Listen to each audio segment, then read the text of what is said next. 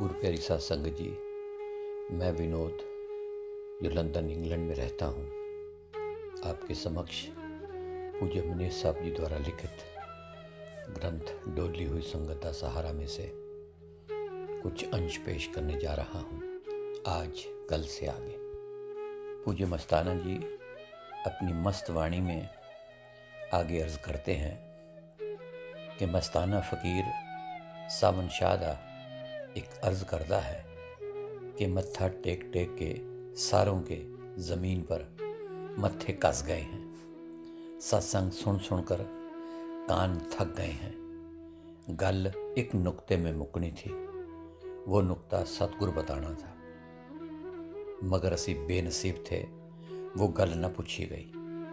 तुम सोचो अपने मन में, तुम क्या बनाया तन में, कपट ठगी बना के रखी तन में। यह दिन तुमको याद रहेगा, बहुत पछताना पड़ेगा।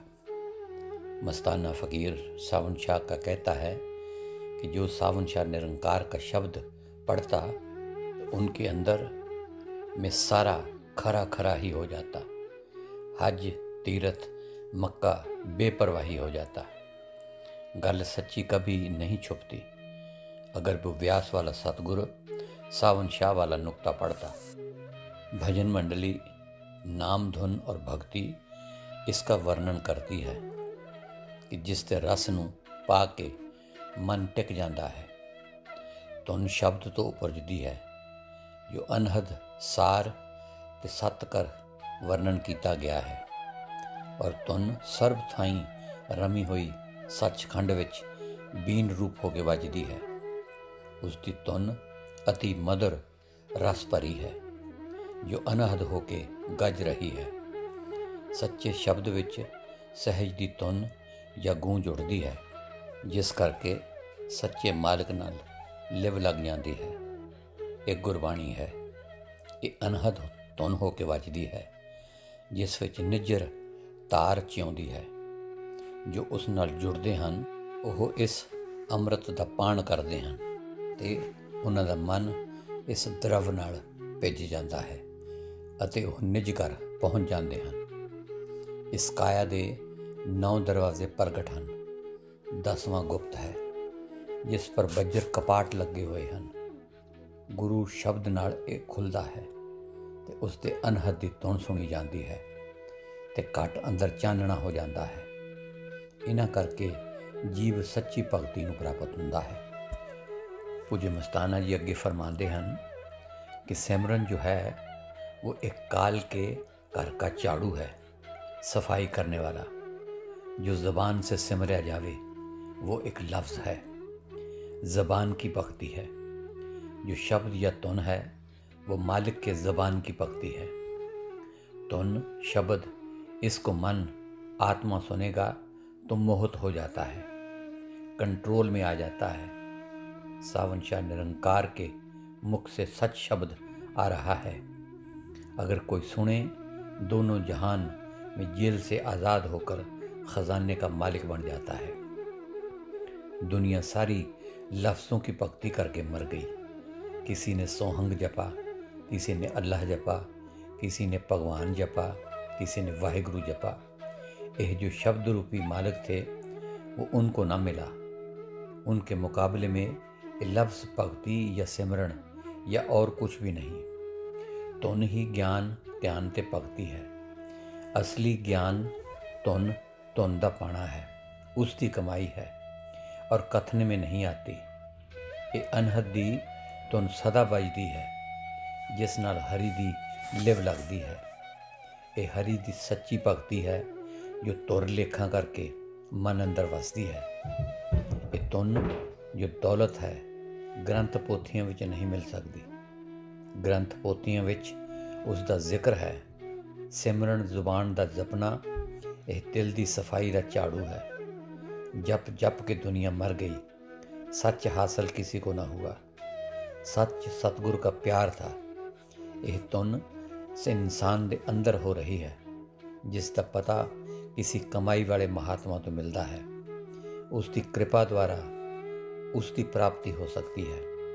यह सहज की धुन भजन मंडली के शरण पड़ने से मिलती है, जिस करके ਸਾਵਨ ਨਿਰੰਕਾਰ ਦੇ ਚਰਨ ਹਿਰਦੇ ਵਿੱਚ ਸਮਾਉਂਦੇ ਹਨ ਅਤੇ ਕਾਲ ਦੇ ਸਭ ਕਲੇਸ਼ ਦੂਰ ਹੋ ਜਾਂਦੇ ਹਨ।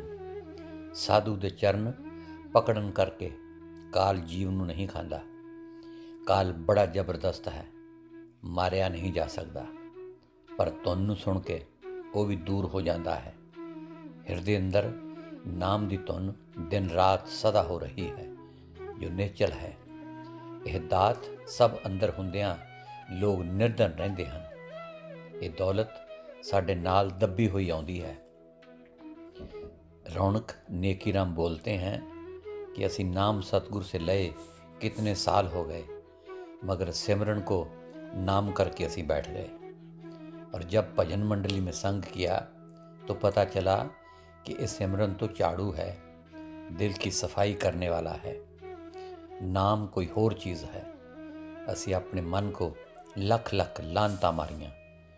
मस्ताना फकीर सावन शाह दा बोलदा है कि भजन मंडली यह बात कान देकर सुने, ये सारे सत्संगी सिमरन को ही नाम करके बैठे हैं और नाम से बेखबर हैं। ये सावन शाह निरंकार की खास प्रीत, खास प्रेम करने वाले को नसीब होती है। नहीं तो सत्संगी या अठ सत्संगी सारे लफ्ज़ जप जप के मर गए। जो सावन शाह अमृत नाम था उनसे बेखबर रहे। गोविंद महात्मा बोलता है कि सावन शाह निरंकार का नाम कोई अटल चीज़ था, मगर इंसान बदनसीब इस जहान में आके चोरों का दाना शर्मिंदगी कमा के चला गया। आगे भजन मंडली जागने का वर्णन करती है कि और क्या मिलता है। मस्ताना फ़कीर ने पहले एक अर्ज़ किया कि सारी उम्र खाने पीने में दांत घिस गए, हमारे पल्ले कुछ न पड़ा। रस तो लेती हैं इंद्रियां और पंज चोर, और असी सुंजे के सुंजे रह गए। उस्तत निंदिया में हमको क्या मिला, हम रह गए खाली सुंजे। निंदिया भी चोरों की करते हैं और उस्तत भी चोरों की करते हैं लोग। इसका अर्थ क्या कि कोई गुस्सा करे, क्रोध चढ़ा, लोगों ने निंदा करनी शुरू की कि एक क्रोधी है, तो वो क्रोध की निंदा हुई। हम तो सत्य ही सत्य हैं। किसी ने अहंकार किया, एक काम अच्छा है किया, लोगों ने बोला वाह वाह बड़ा अच्छा काम करने वाला है, बड़ा सुकृत काम करने वाला है, तो वो जस किसका हुआ? चोरों का हुआ या हमारा हुआ? उसी अहंकार का हुआ। और जो सोने कपड़े लत्ते पहरे, ये भी इसी तन का हुआ, तो तुमको पल्ले कुछ ना पड़ा। सो असी सारे शर्म करें, असी अपना रात को जाग के मालिक का आनंद लेने, साथ अपने वास्ते साहिब का भजन इकट्ठा करके ले चलें। दुनिया सौंदी है, प्रेमी अपने सतगुरु की याद विच जागते हैं ਅਤੇ ਉਸ ਦੇ ਰੰਗ ਵਿੱਚ ਰੰਗੇ ਜਾਂਦੇ ਹਨ। ਅੰਮ੍ਰਿਤ ਵੇਲੇ ਨੂੰ ਸਧਾਰਨ ਮਨੁੱਖ ਰਾਤ ਜਾਗ ਗਾੜੀ ਨੀਂਦ ਦੇ ਝੂਟੇ ਲੈਂਦੇ ਹਨ ਤੇ ਉਸ ਵਕਤ ਪ੍ਰੇਮੀ ਜਾਗਦਾ ਹੈ। ਜਿਸ ਨੂੰ ਦਿਨ ਸਮਝ ਕੇ ਆਮ ਲੋਕ ਜਾਗਦੇ ਹਨ, ਉਸ ਨੂੰ ਪ੍ਰੇਮੀ ਰਾਤ ਜਾਣਦੇ ਹਨ। ਐ ਜਿਗਿਆਸੂ, ਤੂੰ ਰਾਤ ਨੂੰ ਆਪਣੀ ਨੀਂਦ ਵਿਸਾਰ ਕੇ ਰਾਤ ਨੂੰ ਜਾਗਣ ਵਾਲਿਆਂ ਦੀ ਗਲੀ ਵਿੱਚ ਜਾ ਤੇ ਤੂੰ ਦੇਖੇਂਗਾ ਕਿ ਉਹ ਮਜਨੂ ਵਾਂਗਣ ਇਸ ਤਰ੍ਹਾਂ ਅੰਦਰਲੇ ਪ੍ਰਕਾਸ਼ ਵਿੱਚ ਮਗਨ ਬੈਠੇ ਹਨ, ਜਿਸ ਤਰ੍ਹਾਂ ਭਮੱਕੜ ਦੀਵੇ ਦੇ ਚਾਨਣ ਪਰ ਆਸ਼ਿਕ ਹੁੰਦਾ ਹੈ। ਨਿਆਮਤ ਔਰ ਪਿਆਰਾ ਫਰਮਾਉਂਦੇ ਹਨ ਕਿ ਤੂੰ ਸਾਰੀ ਰਾਤ ਨੀਂਦ ਨੂੰ ਤਿਆਗ ਕੇ ਇਸ ਉਡੀਕ ਵਿੱਚ ਰਹਿ। ਗੋਬਿੰਦ ਵਿਦਿਆ ਫਰਮਾਉਂਦੇ ਹਨ ਕਿ ਤੂੰ ਖੂਬਸੂਰਤ ਚੰਨ ਵਰਗੇ ਸਤਿਗੁਰੂ को देखें, ਜੋ ਤੂੰ ਰਾਤ को ਨਾ ਸੋਵੇਂ, ਤਾਂ ਸਦਾ ਦੀ ਅਮਰ ਪਦਵੀ ਦਾ ਖਜ਼ਾਨਾ ਦਿਸ ਪਵੇ। ਤੇਰੀ ਰਾਤ ਉਸ ਗੁਪਤ ਵਾਹਿਗੁਰੂ ਨਾਲ ਗਰਮ ਹੋ ਜਾਏ, ਤੇਰੀਆਂ ਅੱਖਾਂ ਖੁੱਲ੍ਹ ਜਾਣ ਤੇ ਤੂੰ ਉਸ ਨੂਰ ਨੂੰ ਦੇਖ ਸਕੇ। ਭਜਨ ਮੰਡਲੀ आपको करोड़ करोड़ दफ़ा लानता मारदी है कि तू हज़ारां रातां दुनिया दे हिरस ते हवस दे पूरियां करन विच गुजार दित्तियां। की होया जेकर तू यार प्रीतम दी खातर ना सोवें? कि तू नहीं सुनिया कि रूहानी पातशाह ने जो कुछ पाया रात नूं जाग के पाया है। तू सर्व इच्छा पूरक इश्क दे शहनशाह लई ना सौ। तू डरना कि ना सौण करके तेरा दिमाग थक जाएगा, क्योंकि वो जीवन का सोमा है। उस नाल लगन करके मगज़ नूं ताजगी मिलेगी। तू मगज़ रूप हो जाएगा, इस करके तू ना सौ। और नेकी राम और रौनक राम ने फरमाया है कि रात नूं कस्तूरी वंडी जाती है। ਜਿਹੜੇ ਸੌਂ ਰਹਿੰਦੇ ਹਨ ਉਹਨਾਂ ਨੂੰ ਹਿੱਸਾ ਨਹੀਂ ਮਿਲਦਾ। ਜਿਹੜੇ ਨੀਂਦਰ ਦੇ ਪਿਆਰੇ ਹਨ ਉਹਨਾਂ ਨੂੰ ਕਬ ਮਿਲਣ ਦੀ ਆਸ ਹੋ ਸਕਦੀ ਹੈ। ਰੂਹ ਨੂੰ ਪ੍ਰੀਤਮ ਦਾ ਮਿਲਾਪ ਹੁੰਦਾ ਹੈ ਤੇ ਦਿਲੀ ਮੁਰਾਦਾਂ ਪੂਰੀਆਂ ਹੋ ਜਾਂਦੀਆਂ ਹਨ। ਜਿਸ ਨੂੰ ਰਾਤ ਦੇ ਗੁਣ ਦਾ ਪਤਾ ਲੱਗਾ ਉਸ ਦਾ ਦਿਲ ਨੂਰ ਨੂਰ ਹੋ ਗਿਆ। रौनक राम ने बोला कि जो सतगुर को बाल के बातें हमको बताते हैं वो खुद सतगुर नहीं बोलता। उस बात को सतगुर गुप्त रखता है। जो उनके आशिक लोग होते हैं वो बात को खोल देते हैं। रौनक राम ने बोला कि वो हमको बोलते हैं कि कहाँ है तुम्हारा नाम, हमको दिखाओ, हमको बहुत लानता लगती हैं। सो भजन मंडली बोलती है कि भजन मंडली के संग से पूरा को बड़ा इश्क और प्रेम उठा। फिर वो इश्क प्रेम भजन मंडली हमारा खो के गिरा दिया। किस वास्ते गिराया कि भजन मंडली से उसने नुक्स निकाला। उस नुक्स के निकालने के बारे में उसको दंड ए मिला कि संग से निकल जावे। इत्थे वो रहे जो गुण चुने, और गुण चुनने वाला कोई भजन मंडली में ना रहे। रौनक राम बोलता है कि पूरा को इश्क ऐसा मिला था कि नीम पर चढ़कर देखने लगा था कुटिया के अंदर, गिरने का ख्याल ही ना किया। पता नहीं कुदरत से कहाँ वो इश्क चला गया। सच्चे पातशाह धन धन सावन शाह बाबा निरंकार मस्ताना गरीब गुलाम को चिट्ठी भेजा। तारीख 10 जनवरी 1948। अजीज़म मस्ताना बलूचिस्तानी राधा स्वामी, आपका ख़त आया, पढ़कर खुशी हुई। तुम सरसा में ही भजन सिमरन करते रहो और प्रेम प्यार सतगुरु के साथ ਵਧਾते जाओ। बेपरवाह होके भजन सिमरन करो। भजन मंडली पाओ का वर्णन करती है कि किस तरह पाओ मालिक का अंदर आ जावे। पाओ का साढ़े अंदर वसना केवल गुर प्रसाद करके ही हो सकता है। पैए दे वसन करके मन अपनियां कुंडियां चालां नूं छड्ड के वस विच आ जाता है। मालिक शब्द है, सतगुरु शब्द देतारी हुंदा है और शब्द की कमाई का साधन बख्शदा है। सत्संग दे शब्द की कमाई करन नाल सतगुरु दा पाओ अंदर वसदा है। पाओ दे अनेकां फल भजन मंडली बयान करती है। पाओ तो बिना भव सागर तो पार नहीं निकल सकता। पाओ तो प्रभु की भगती उपजती है तो शांति आउंदी है। शब्द घड़िया जाता है। जे अठे पैर पै रहे तो मालिक मन विच वसदा है तो सच्चा नाउण हुंदा है।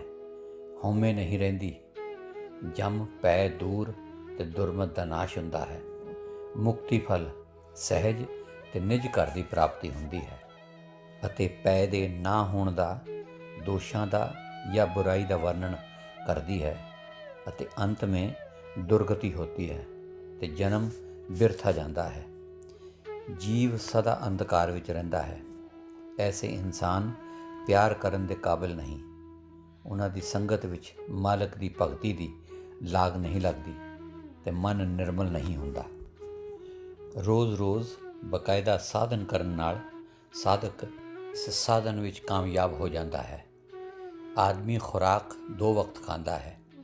ये है जिस्म, मन और नफस की खुराक। नाम दा सिमरन ते ध्यान रूह की खुराक है। रूह नूं इसकी खुराक देनी चाहिए है।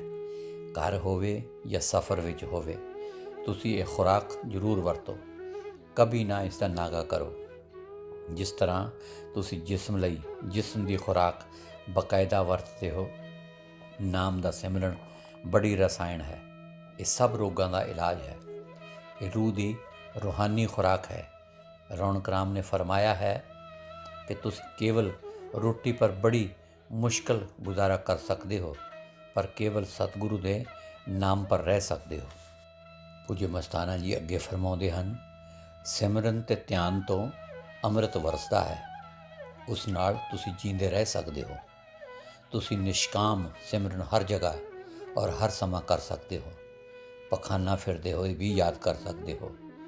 अगर सिमरन करदे नींद आ जाए तो खड़े हो जाओ, खड़े खड़े अद्धा घंटा सिमरन करो। मूँह ते ठंडे पानी के छिट्टे मार लो। रात की खुराक नूं घट करो। सादा भोजन, दुध, फल पर गुजारा करो। उस दे नाल ब्रह्मचर्या नूं रखो तो साधक जल्दी फलदा है। गृहस्थी आदमी नूं संयम दा जीवन गुजारना जरूरी है। सारा जगत गुज्जी अग विच चल रहा है। ऐ मालिक, तुसी आप ही किरपा करके सब नूं बचा लवो। जिस हीले वसीले ਇਹ ਉੱਭਰ ਸਕਦੇ ਹਨ, उसी तरह उन्हां जीवां नूं उभार लो। ऐ स्वामी कुल मालिक, तू अथाह ते अपार ते अति उच्चा है और कोई तेरा सानी नहीं। साडी यह अरदास है कि तू कदी ना विसर। तू दातार है, समर्थ स्वामी है। ਅਸੀਂ ਤੇਰੇ ਤੋਂ ਇੱਕ ਦਾਨ ਮੰਗਦੇ ਹਾਂ ਕਿ ਸਾਡੇ ਪਰ ਕਿਰਪਾ ਕਰ ਕਿ ਤੇਰੇ ਚਰਨ ਸਾਡੇ ਹਿਰਦੇ ਅੰਦਰ ਵਸਣ। ਮੱਤ ਤੇ ਸੁਮੱਤ ਐ ਸਤਿਗੁਰ ਸਭ ਤੇਰੇ ਵਸ ਵਿੱਚ ਹੈ। ਅਸੀਂ ਆਜਿਜ਼ ਜੀਵ ਜੰਤ ਤੇ ਤੁਸੀਂ ਜੀ ਜੰਤ ਦੇ ਚਲਾਉਣ ਵਾਲੇ ਹੋ। ਇਹ ਕਰਤਾਰ, ਕਿਵੇਂ ਵੀ ਤੂੰ ਸਾਨੂੰ ਬੁਲਾਉਂਦੇ ਹੋ, ਇਸ ਵਿੱਚ ਸਾਡੀ ਕੋਈ ਆਪਣੀ ਚਤੁਰਾਈ ਨਹੀਂ। ਐ ਮਾਲਿਕ, ਐ ਸਤਿਗੁਰੂ, ਕੋਈ ਤੁਹਾਡੀ ਕੀ ਸੇਵਾ ਕਰ ਸਕਦਾ ਹੈ, ਉਸ ਦਾ ਕਿਵੇਂ ਅਭਿਮਾਨ ਕਰ ਸਕਦਾ ਹੈ।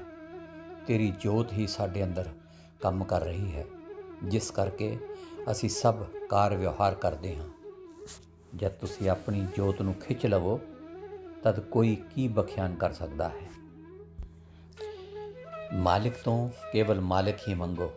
ਉਸ ਤੋਂ ਹੋਰ ਕੁਝ ਮੰਗਣਾ ਸਿਰ ਦੀਆਂ ਪੀੜਾਂ ਸਹੇੜਨੀਆਂ ਹਨ। ਐ ਸਤਿਗੁਰ, ਸਾਨੂੰ ਆਪਣਾ ਨਾਮ ਬਖਸ਼ ਦੇ। ਸਾਨੂੰ ਸੰਤੋਖ ਪ੍ਰਾਪਤ ਹੋਵੇ ਕਿ ਸਾਡੀਆਂ ਸਭ ਭੁੱਖਾਂ ਉਤਰ ਜਾਣ। ਭਜਨ ਮੰਡਲੀ ਬੋਲਦੀ ਹੈ ਕਿ ਸਾਨੂੰ ਸਤਿਗੁਰ ਤੋਂ ਛੁੱਟ ਹੋਰ ਕੁਝ ਨਹੀਂ ਮੰਗਣਾ ਚਾਹੀਦਾ, ਕਿਉਂ ਜੋ ਉਸ ਤੋਂ ਬਿਨਾਂ ਹੋਰ ਕੁਝ ਹੈ ਉਹ ਸਭ ਕੁਝ ਫਨਾ ਹੈ। ਮਸਤਾਨਾ ਗਰੀਬ का अर्ज है कि ਅਸੀਂ ਇੱਥੇ ਜੋ बैठे हैं सतगुरु के आसरे बैठे हैं, ना कि होर लोगों के वास्ते बैठे हैं। ਅਸੀਂ सुनते थे कि मोतीराम किसी की निंदा चुगली नहीं करता है, चुप रहता है। सो अभी तुम जो ये निंदा करते रहते हो, अगर होवे तो भी अच्छा, फिर भी उसका पाप तो लगता है कि दूसरे के साथ तुम्हारा किया।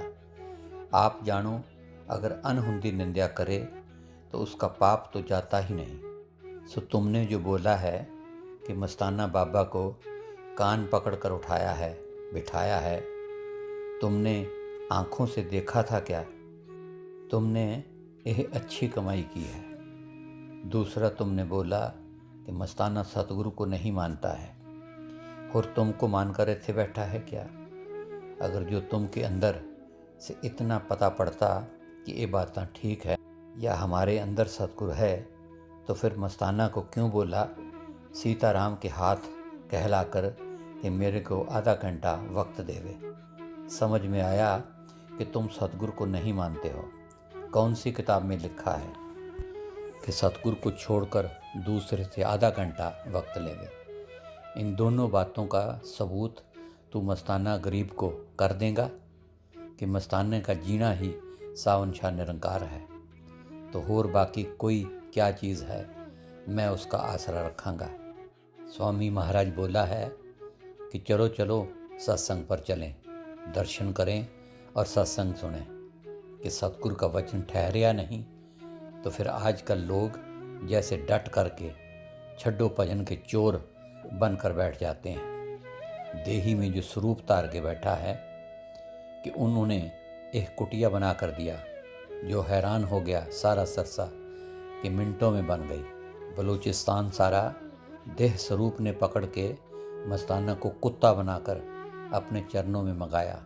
तुम क्या ख्याल समझते हो कि इस वचन पर सतगुरु के आगे या ऐसे जो मेरे अंदर दुख हुआ तो मैं तेरे आगे अपनी जान दे दूंगा कि जिथे किथे बोलता है कि मस्ताना सतगुरु को नहीं मानता है। वो बोलता है कि ये देह है, वाकई वो खाकी देह सतगुरु पाके आया है। वो देह तो चली जाएगी। सतगुरु बोला कि पकड़ो मेरे वचन को, नहीं तो रोओगे कि मेरे स्वरूप को तुमने क्यों ना पकड़या। जो देह स्वरूप तार के आया, देह में आया, ये देह उनका मंदिर है। इस मंदिर में सावन शाह निरंकार बैठा है। तुम भजन की आलसाई से बोलते हो कि मस्ताना सतगुरु को नहीं मानता है। खुद तुमने इस बात को नहीं मान्या। तुम 8-8 घंटे भजन पर बिठाते तो पता लगता कि कोई देही नहीं है, विदेही ही मेरा सतगुरु है। किसी ने बोला कि सारा जहान अंधा है। फ़कीर ने बोला अच्छा। दूसरे ने बोला कि अद्धा जहान अंधा है। फ़कीर ने बोला अच्छा। तीसरे ने बोला सारा जहान चंगा है। फ़कीर ने बोला अच्छा। किसी ने बोला कि इस बात का निर्णय कर दो। फ़कीर ने जवाब दिया कि यह पहला खुद अंधा था, दूसरा अद्धा अंधा था, तीसरा चंगा था। ये बात तुम्हारे पास है, इस बात का जवाब दो, नहीं तो तुम्हारे से मैं झगड़ांगा। नकल चिट्ठी, तारीख 18 जनवरी 1948। तन तन मेरा शाह का शाह निरंकार सावन शाह वाहिगुरु जी। मस्ताना गुनाहगार दी तेरे अगे बेनतियां अरदासां ही करना, प्रार्थना करना ही मेरे बस है। यही मस्ताना तेरे हुक्म से तेरे अगे होर तां कोई हाजत नहीं। मुर्शद से बिना लंघावे पार। नाम सिमरन करने वाले तो कर कर थक गए, तो पार किसी का बेड़ा हुआ ही नहीं। ये तो मुर्शद की बहादुरी जो अपने बालके को पार लंघावे। हर एक ने खाकी चोले में आकर अपने बालके को पार पहुंचाया है। आपने बुल्ला शाह बोलता है कि शाह इनायत कीता पार। असी मुर्शद का नशा पी के। उसने मुर्शद का गुणवाद गाया है, अल्लाह को तो उसने गाया ही नहीं। और शाह इनायत मैं मेरा सावन शाह वाहिगुरु था। अगर ये शाह बाहू बोला है जो मीरा मीरा मीरा बिना कोई ना लंघावे पार, सो मीरा में भी तो वो सावन शाह निरंकार था। उसने भी मीरा मीरा का जस गुणवाद गाया। इसी तरह मस्ताना बलूचिस्तानी ने तेरे हुक्म तेरी मेहर नज़र से बलूचिस्तान में जाके ढंडोरा दिया। उसका नतीजा ये निकला कि बलूचिस्तान का पीर लाखों आदमियों के आगे बोल गया कि तन सावन शाह निरंकार मस्ताना का मुर्शद है। मुल्तान, सांगला, पश्चिम पंजाब में तेरे हुक्म से साल 6 महीने गुण तेरे हुक्म से गाया, तो वो सब अपनी मौत से बिस्तरा गोल करके दिखाया। सो वो बहुत शुक्र है लाख लाख बार। इस बात को अखियों पर रखते हैं और खुश होते हैं कि ये तेरा खेल है, किसी से खस लेता है और किसी को दे देता है। सो गुरु प्यारी साध संगत जी, आज के लिए इतना ही। कल फिर पूज्य मनीष साहब जी द्वारा लिखित इस ग्रंथ के आगे के कुछ अंश पेश किए जाएंगे। तब तक के लिए इस नाचीज़ को इजाज़त दीजिए और प्यार भरी धन धन सतगुरु तेरा ही आसरा, हाजिर नाजर जिंदा राम तेरा ही आसरा कबूल फरमाए।